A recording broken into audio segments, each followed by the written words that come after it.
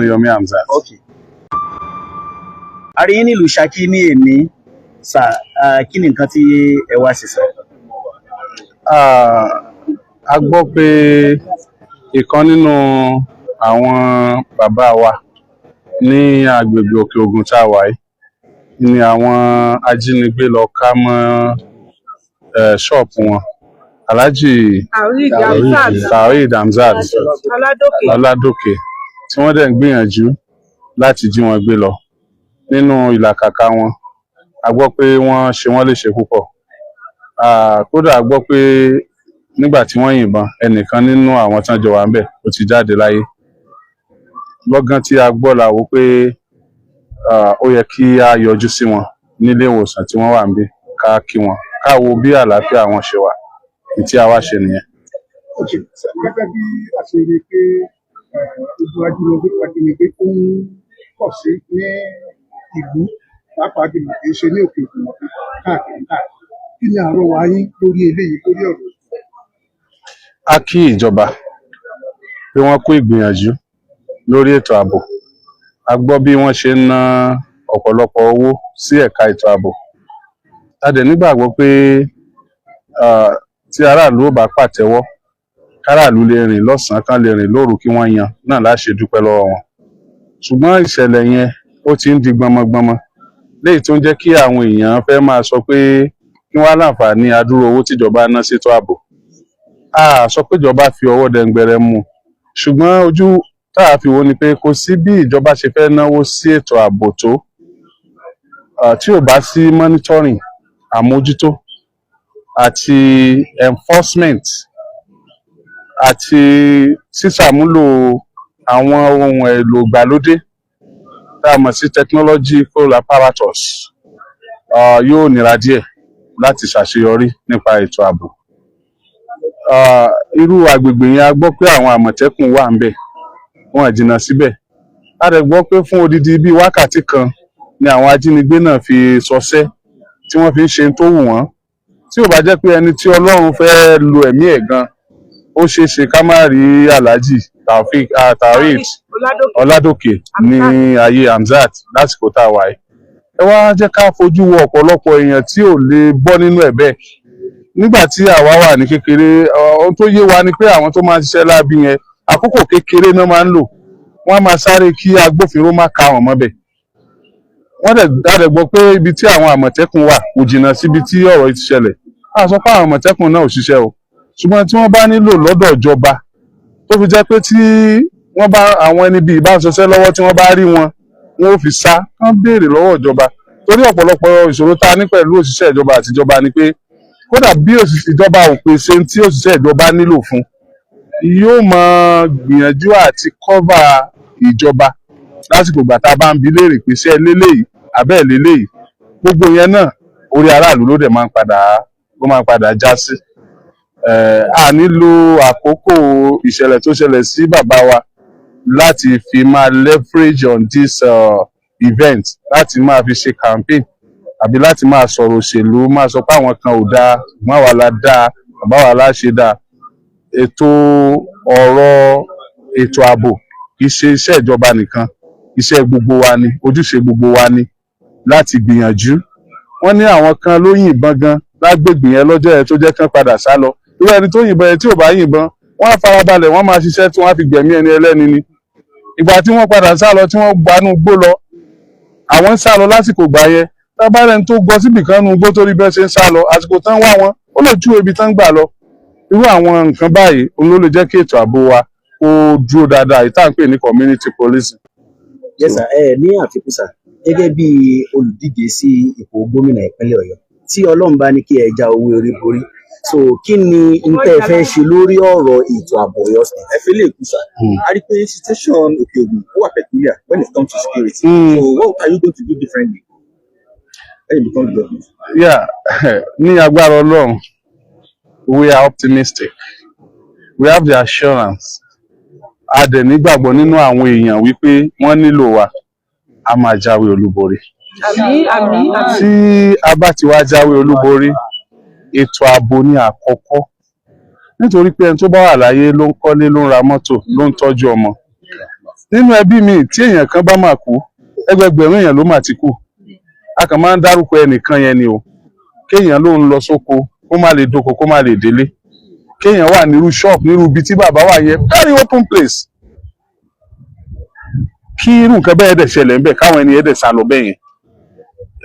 Àìláṣọ lọ́rùn pàká lètò ààbò ó tún àpérò ọmọ eriwo pàápàá jùlọ gẹ́gẹ́ bẹ́ẹ̀ ṣe sọ fún agbègbè Òkè Ògùn tá a wà yìí. ṣé rí àwọn ọkàn wà tó yé mi dáadáa, àwọn olóṣèlú tá a bá ṣe campaign a máa mọ̀ pé peculiarities Òkè Ògùn yàtọ̀ sí tìbàdàn.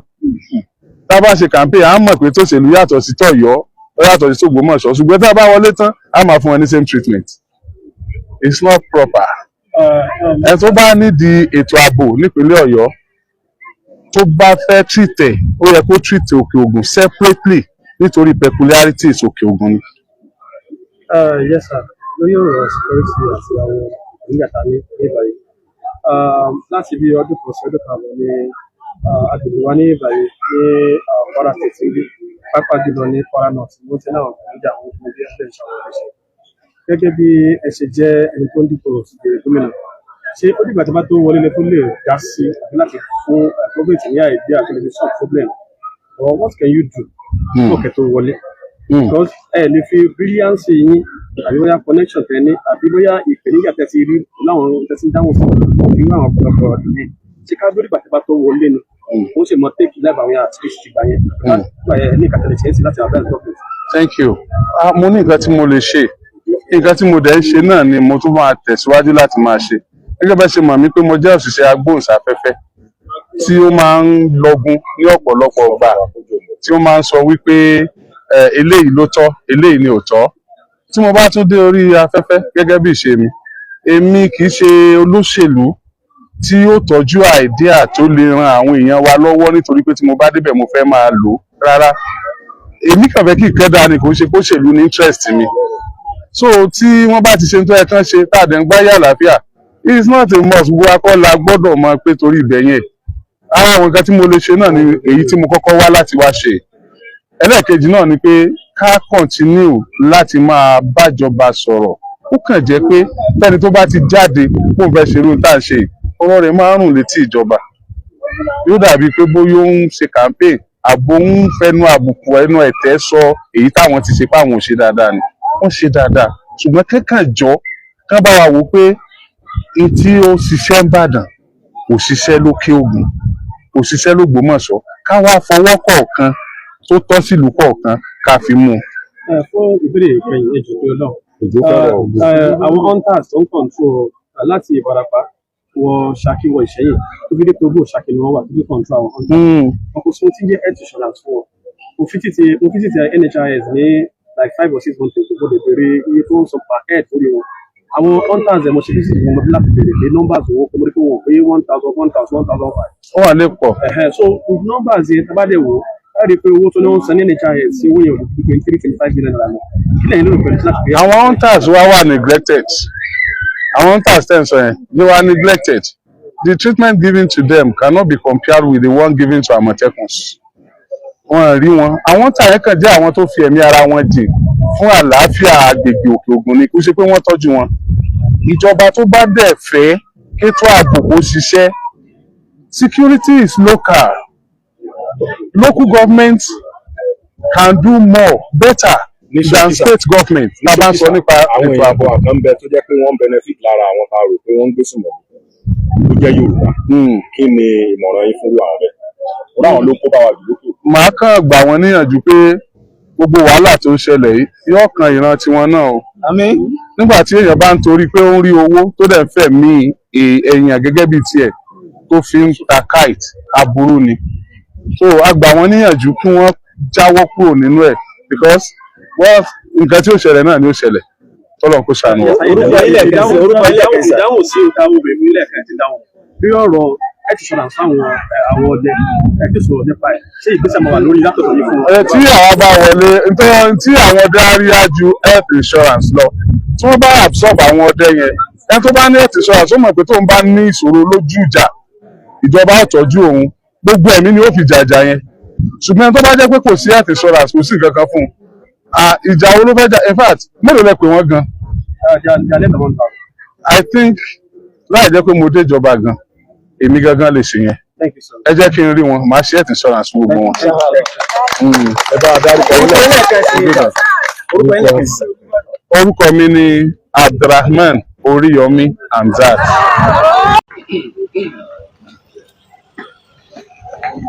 This is Oriyomi Hamzat visiting Shaki on the premise of the attack by the kidnappers on the people of Aguare.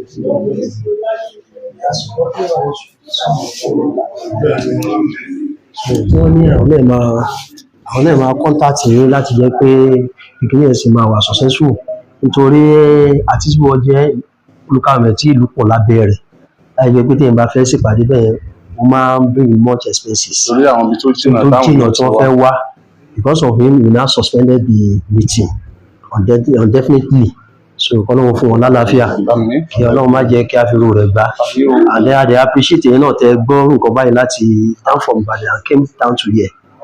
May God continue to spare everybody's life. Mashallah kwata ila bila khanasim. Thank you very much, sir. We appreciate you, sir.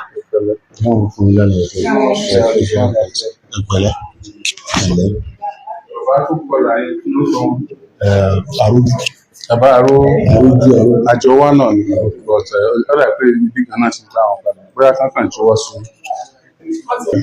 Yes.